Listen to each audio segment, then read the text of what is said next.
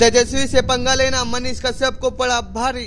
मनीष कश्यप पर लगा एनएसए, क्या अब जेल में ही रहेगा मनीष? क्या एनएसए कानून जिसका नाम सुन माफिया तक कांप जाते हैं? बिहार के यूट्यूबर मनीष कश्यप पर तमिलनाडु में बिहार के प्रवासी मजदूरों की कथित पिटाई का फर्जी वीडियो वायरल करने के मामले में कानूनी कार्रवाई जारी है।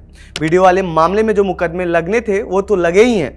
अब तमिलनाडु पुलिस ने मनीष पर राष्ट्रीय सुरक्षा कानून यानी एनएसए के तहत भी मामला दर्ज कर लिया है। अब इस मामले को लेकर सोशल मीडिया पर पत्रकारों का मत बटा हुआ दिख रहा है। कुछ पत्रकार मनीष कश्यप का सपोर्ट कर रहे हैं तो कुछ सिद्दीकी कप्पन का उदाहरण देकर तमिलनाडु पुलिस के इस फैसले को जस्टिफाई कर रहे हैं। तो आइए जानते हैं इस रिपोर्ट में मनीष कश्यप के मामले में अब क्या होगा और एनएसए क्या है, और साथ में सोशल मीडिया का रिएक्शन भी। एनएसए के बारे में बात करें इससे पहले हम ये जान लेते हैं कि मनीष कश्यप के मामले में अब तक क्या क्या हुआ है। सबसे पहले मनीष कश्यप पर तमिलनाडु में बिहारी मजदूरों की कथित पिटाई का वीडियो वायरल करने का आरोप लगा। इस मामले में पुलिस ने मनीष पर एफआईआर दर्ज की। 18 मार्च 2023 को मनीष कश्यप ने सरेंडर किया। बिहार पुलिस की पूछताछ के बाद मनीष कश्यप को तमिलनाडु पुलिस ने ट्रांजिट रिमांड पर ले गई। 3 अप्रैल को मदुरई की कोर्ट ने मनीष को न्यायिक हिरासत में जेल भेज दिया। तमिलनाडु पुलिस ने कोर्ट से मनीष की न्यायिक हिरासत बढ़ाने की मांग की, जिस पर 5 अप्रैल को कोर्ट ने फैसला सुनाया और मनीष को 19 अप्रैल तक के लिए न्यायिक हिरासत में भेज दिया। क्या है एनएसए कानून और कब लगता है? एनएसए यानी रासुका एक ऐसा कानून है जिसके तहत किसी खास खतरे के चलते व्यक्ति को हिरासत में लिया जा सकता है। अगर स्थानीय प्रशासन किसी शख्स से देश की सुरक्षा और सद्भाव का संकट महसूस होता है तो ऐसा होने से पहले ही वह उस शख्स को पकड़ सकते हैं। यह कानून प्रशासन की किसी व्यक्ति को महीनों तक हिरासत में रखने का अधिकार देता है। इस कानून को 1980 में देश की सुरक्षा के लिए सरकार को ज्यादा शक्तियां देने के लिए जोड़ा गया था। कुल मिलाकर यह कानून सरकार को किसी भी संदिग्ध व्यक्ति की गिरफ्तारी करने की शक्ति देता है।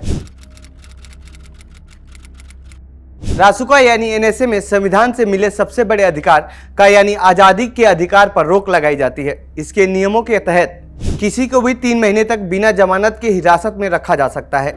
जरूरत पड़ने पर 3-3 महीने के लिए हिरासत की अवधि बढ़ाई जा सकती है। एनएसए के तहत किसी भी संदिग्ध व्यक्ति को बिना किसी आरोप के 12 महीने तक जेल में रखा जा सकता है। गिरफ्तारी के बाद डिस्ट्रिक्ट कलेक्टर को राज्य के सरकार को बताना पड़ता है कि किस आधार पर गिरफ्तारी की गई है। एनएसए वाला व्यक्ति सिर्फ हाईकोर्ट के एडवाइजरी बोर्ड के सामने अपनी अपील कर सकता है। मुकदमे के दौरान रासुका लगे व्यक्ति को वकील की अनुमति नहीं मिलती है। कोर्ट में सरकारी वकील मामले की तफसील कोर्ट को देता है और जज ही उसकी मेरिट जांचता है।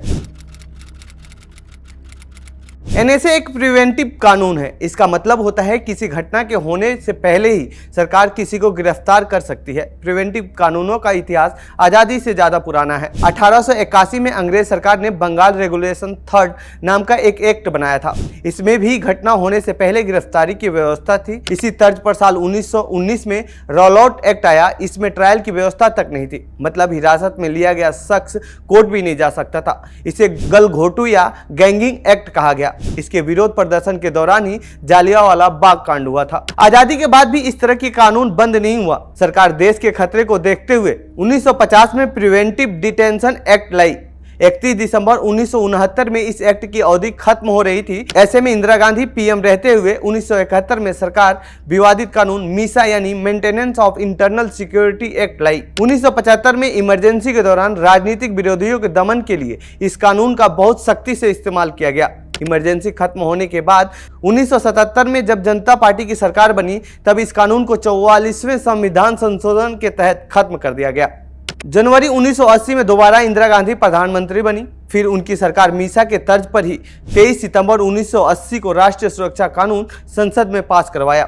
27 दिसंबर 1980 को ये तत्कालीन राष्ट्रपति नीलम संजीव रेड्डी की मंजूरी के बाद राष्ट्रीय सुरक्षा कानून यानी रासुका के रूप में जाना गया। तो ये थी मनीष कश्यप और एनएसए से जुड़ी हमारी रिपोर्ट। आपको कैसी लगी ये रिपोर्ट कमेंट बॉक्स में बताएं। साथ ही इस पूरे मामले पर आप क्या कहना चाहते हैं कमेंट बॉक्स में लिखें। बाकी देश दुनिया खबरों के लिए बने रहिए जनसत्ता के साथ। धन्यवाद।